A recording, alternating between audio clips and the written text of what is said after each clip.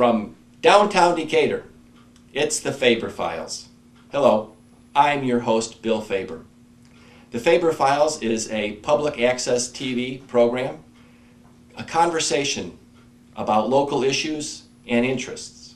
Nowhere else on broadcast TV or radio do you see extended conversations about issues local to our community. Tonight we present part one of a two-part series. This is part one of the lecture series of Father Martin Mangan Memorial Lecture Series on social justice. The guest speaker is Father Carl Cabot, who is from St. Louis, Missouri. He lives and works at the Carl Cabot Worker House, where he dedicates his life and his services to the service of the poor. Father Cabot is speaking in the frame of Father Mangan's service to the community and to humanity. He will be talking about humanitarian issues. Father Cabot is a sincere priest. We see so often on our television programs of pundits who know a lot about nothing.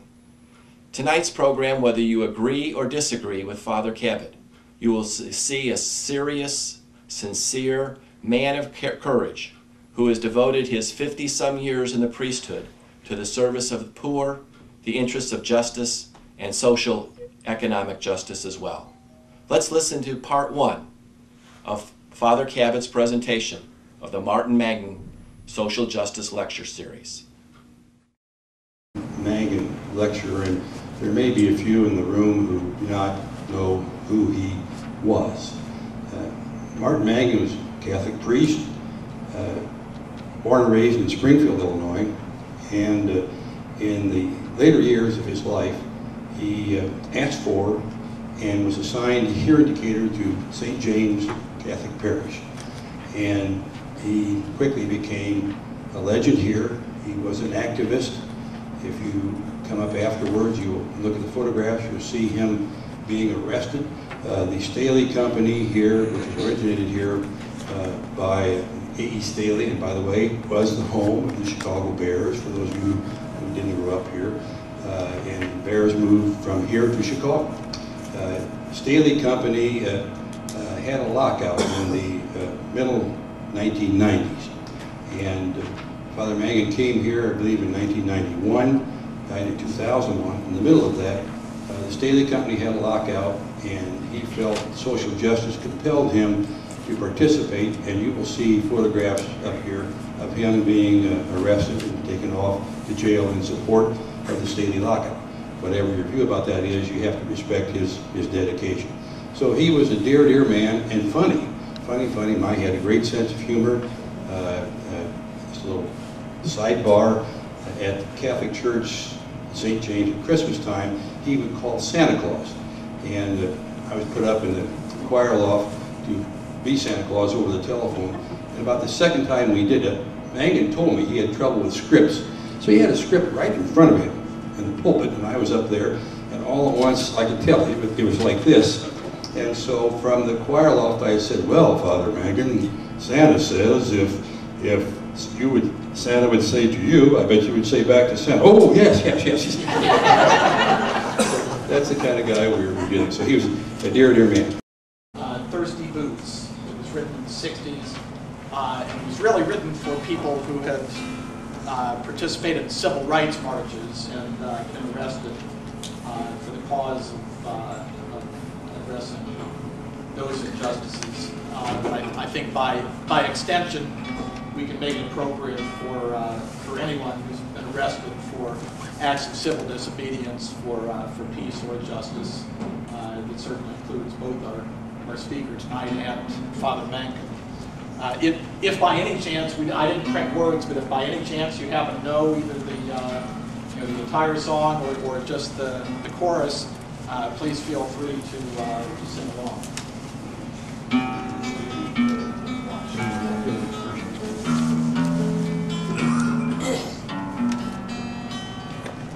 You've long been on the open road, you've been sleeping in the rain. From dirty words and muddy cells, your clothes are smeared and stained. But the dirty words, the muddy cells will soon be judged insane. Yes, all of this and more, my friend, your song shall not be fade. And take off your thirsty boots and stay for a while. Feet are hot and weary from a dusty mine, and maybe I can make you laugh, maybe I can try. I'm just looking for the evening and the morning in your eyes.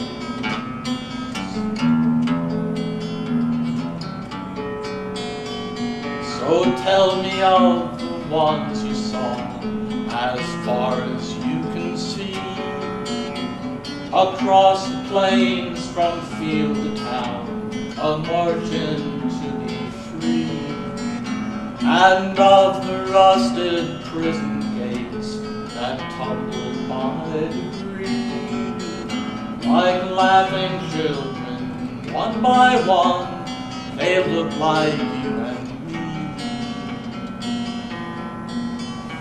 And take off your thirsty boots and stay for a while. Your feet are hot and weary from a dusty mine, and maybe I can make you laugh, maybe I can try. I'm just looking for the evening and the morning in your eyes.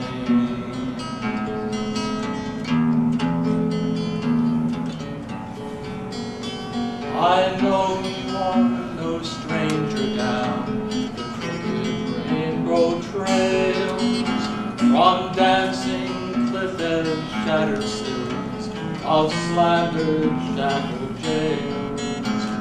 But the voices drift up from below as the walls are being scaled. Yes, all of this and more, my friend, your song shall not be failed. And take off your thirsty boots and stay for a while. Your feet are hot and weary from a dusty mine, and maybe I can make you laugh, maybe I can try. I'm just looking for the evening and the morning in your eyes.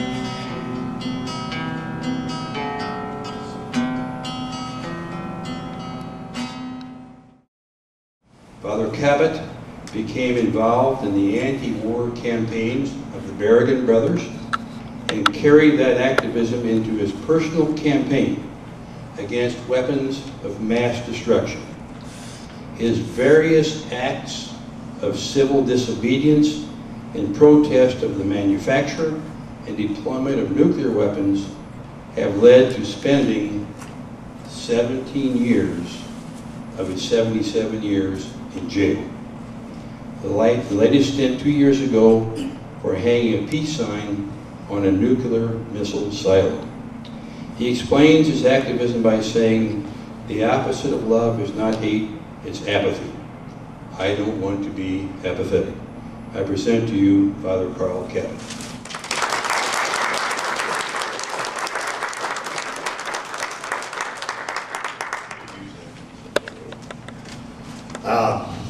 Can we move this thing up a little closer? I don't want people away from me.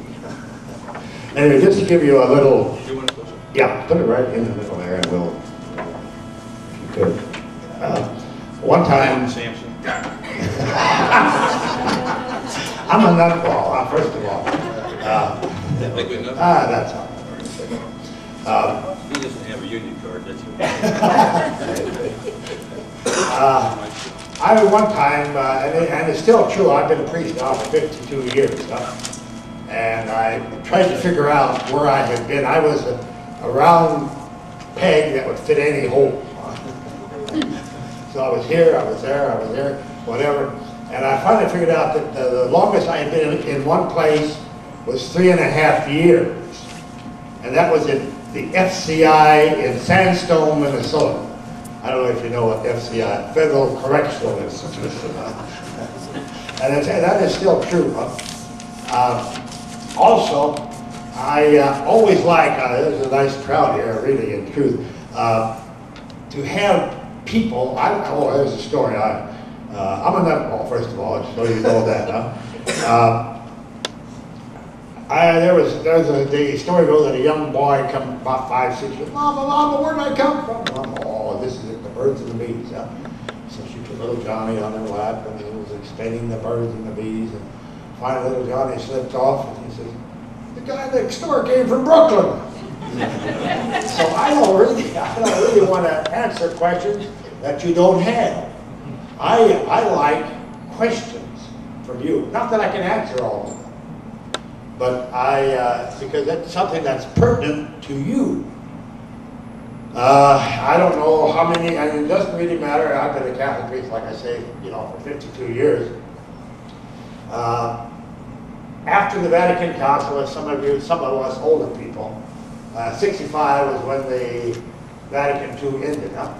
And so they decided after that to have synods, because there were 4,000 or 5,000, maybe more, bishops in Rome for a month, and they'd go back to wherever, and come back next year for a month, and go back. I think that they actually did it 3 times. And so they decided that they would have synods. And there's experts, one from here, and one from there, and one from wherever, and prepare whatever, and it would be okayed by the Vatican. And so one of the synods said, working for justice is a constitutive element of the gospel. Working for justice. What does that mean? That could mean maybe forming a labor union. I hate to say this, way back approximately 60 years ago, probably about 17, went down to Mississippi, got off the train. I got on a train at St. Louis, got off the train in New Orleans, and what did I see? Black water, white water. I probably wasn't even thirsty. Oh, a young man, about 17 or so, and I should have drunk at the black water fountain. Working for justice.